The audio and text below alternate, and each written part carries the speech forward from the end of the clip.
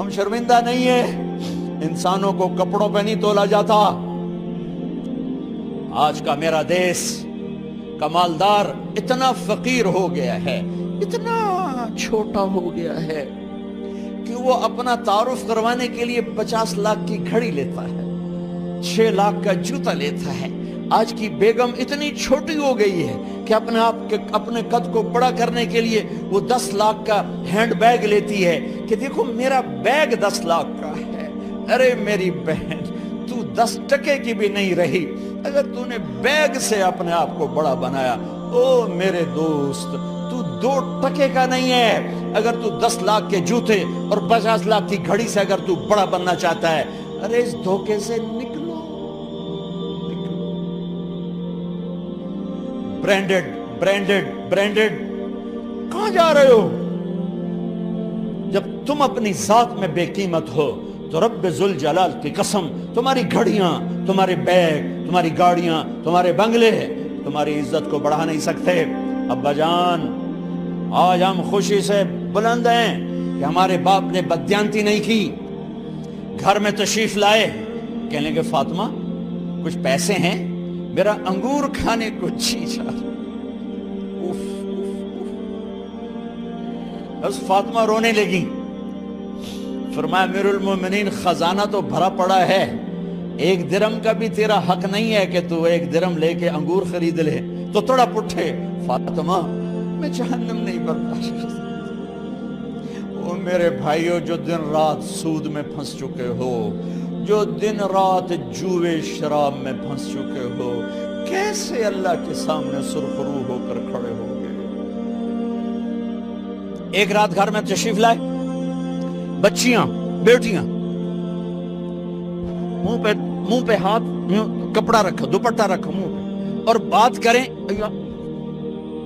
آپ نے پوچھا ارے کیا ہوا تمہیں, یہ منہ پہ کپڑا کیوں رکھتی ہو؟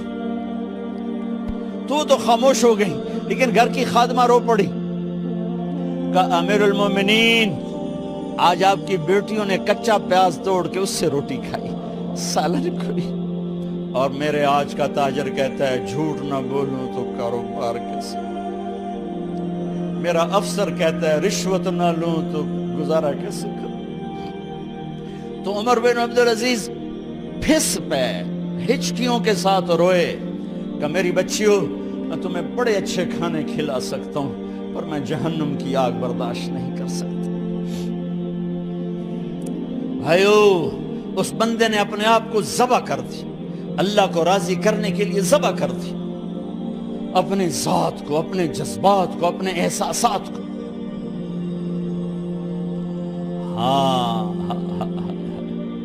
اب اللہ نے صلہ کیا دیا. جب انتقال ہونے لگا تو بلایا رجا کو, جو میں بات پہلے چھوڑ کے ادھر ان کی تھوڑی سیرت بتائی کہ رجا اب میں مرنے لگا ہوں.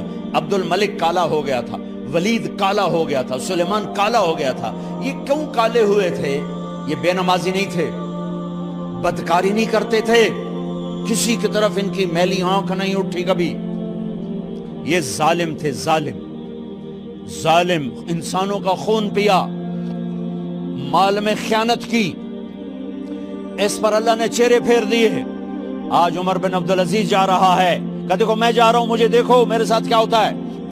ان کا انتقال ہوا, ان کی میت قبر کے کنارے رکھی گئی اور اب نیچے اتارنا ہے. سلیمان کی میت کو اتارنے لگے تو ہلنے لگا اور عذاب قبر پہلے شروع ہو گیا. عمر کی میت کو جب قبر کے قریب کیا گیا,